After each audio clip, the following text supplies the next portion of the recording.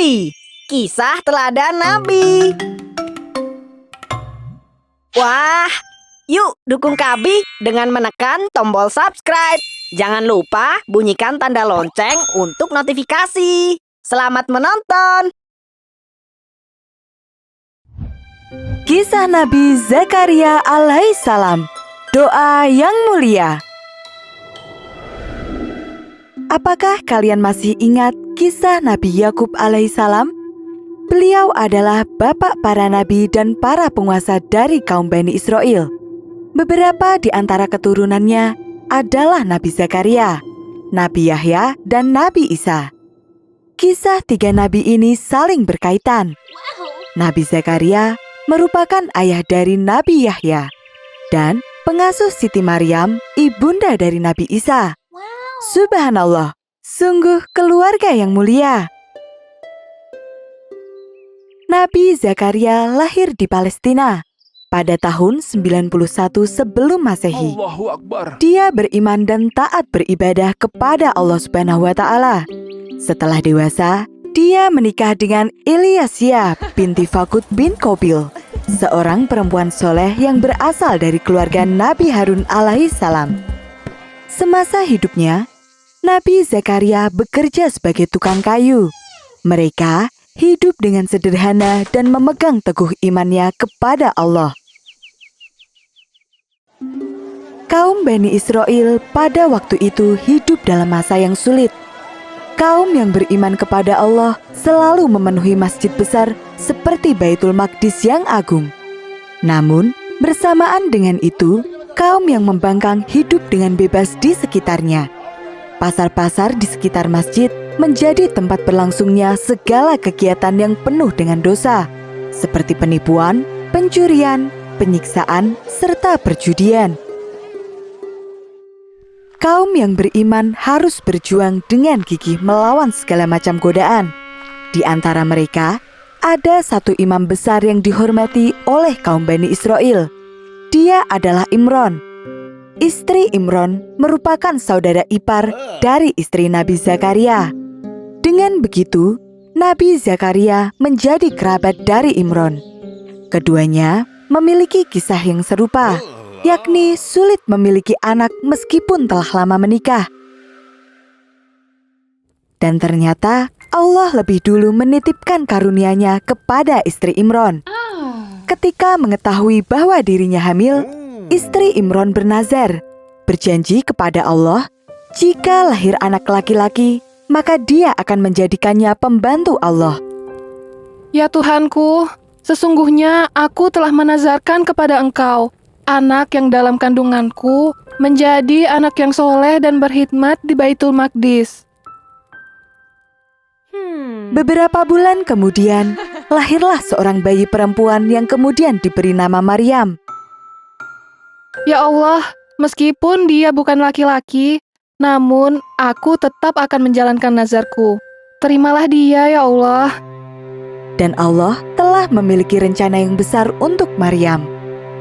Ketika dia masih bayi, ayahnya meninggal dunia, sehingga dia pun diperebutkan oleh para imam besar kaum Bani Israel. Karena Maryam adalah keponakannya, Nabi Zakaria mengajukan diri untuk merawatnya. Namun, para imam besar tidak setuju. Perdebatan pun terjadi.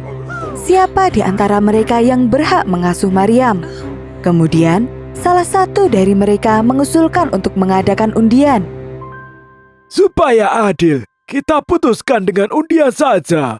Biar Allah yang menentukan untuk kita semua. Setiap nama dari imam besar itu diukir di sebuah pena kayu, kemudian diundi bersama-sama. Yang pertama keluar adalah nama Nabi Zakaria. Allah telah memutuskan agar aku mengasuhnya, dan aku lebih mulia daripada kalian. Tidak, undian ini harus diulangi sebanyak 3 kali. Undian pun diulang sebanyak 3 kali, dan nama Nabi Zakaria lah yang selalu keluar. Akhirnya, Maryam diasuh oleh Nabi Zakaria. Dia dan istrinya merawat Maryam dengan baik serta penuh kasih sayang. Nabi mengajarkan Maryam semua ilmu yang dimilikinya. Dia juga menanamkan nilai-nilai luhur yang tiada duanya. Selama tumbuh dewasa, Maryam selalu terjaga kesuciannya. Tidak pernah bersentuhan dengan lelaki manapun. Beberapa tahun berlalu, tibalah saat melaksanakan nazar dari sang ibu. Maryam pun mengabdikan dirinya di Baitul Maqdis. Dia memiliki satu ruangan khusus yang digunakan untuk berdoa. Alhamdulillah. Hampir setiap hari, dia berada di sana untuk berdoa dan berzikir.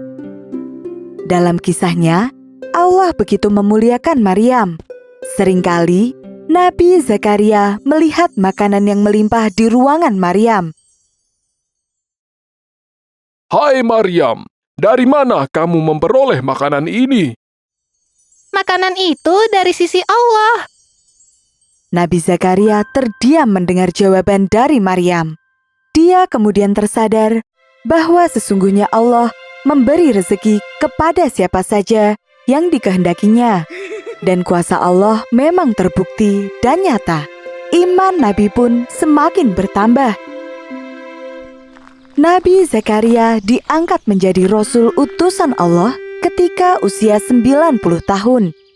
Di usia tuanya, Nabi Zakaria merindukan seorang putra yang kelak bisa mewarisi ilmunya dan membimbing umatnya agar tetap beriman kepada Allah. Ya Tuhanku, sesungguhnya tulangku telah lemah dan kepalaku telah ditumbuhi uban. Berikanlah aku seorang putra dan jadikan dia salah satu dari golongan yang Engkau ridhoi. Allah Subhanahu wa Ta'ala mengabulkan doa Nabi Zakaria. Allah berfirman melalui malaikatnya, Hai Zakaria, sesungguhnya kami memberi kabar gembira kepadamu.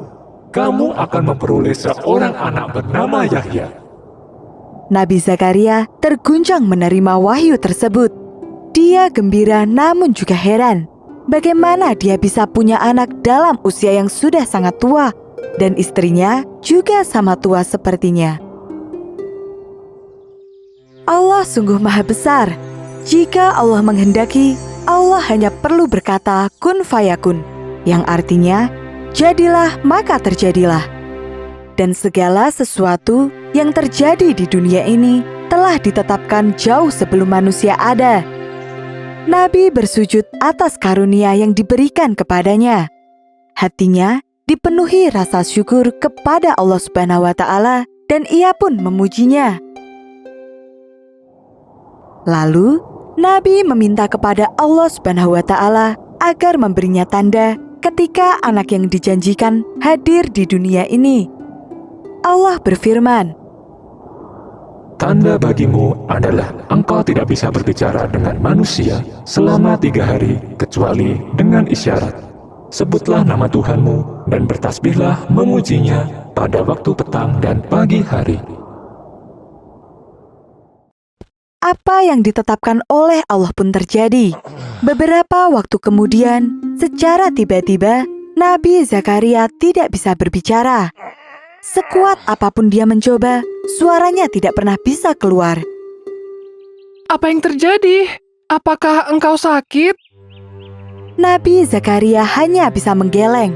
Kemudian, dia teringat pada firman Allah tentang tanda kehadiran seorang anak baginya. Nabi pun berzikir setiap pagi dan petang. Dia selalu menyebut nama Allah Subhanahu wa Ta'ala serta memanjatkan doa. Hatinya bergetar karena rasa gembira yang dirasakannya. Allah telah mengabulkan keinginannya yang paling dalam. Alhamdulillah. Sungguh terasa menakjubkan bisa melihat istrinya yang sudah lanjut usia tengah mengandung seorang putra titipan Allah Subhanahu wa Ta'ala.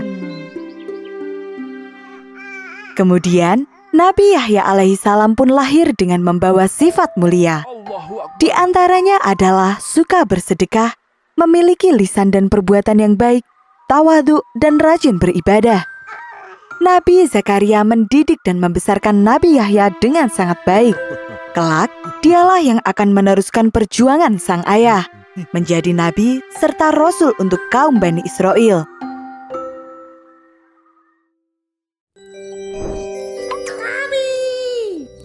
Kabi punya banyak sekali aktivitas. Mendengarkan kisah 25 nabi dan para sahabat lewat interaktif book, membaca kisah inspirasi muslim lainnya lewat picture book, dan juga belajar sambil bermain. Marble Asmaul Husna. Yuk kita belajar mengenal Asmaul Husna, 99 nama Allah beserta dengan artinya. Pilih menu belajar yang tersedia. Ar-Rahman, Ar-Rahim, Al-Malik, Al-Quddus. Belajar mode tabel. Al-Qadir, Al-Muqtadir, Al-Muqaddim. Kamu juga bisa bermain untuk menguji kemampuan. Hebat! Tebak arti. Asyobur. Pintar! Yuk download aplikasinya di Google Play Store atau App Store.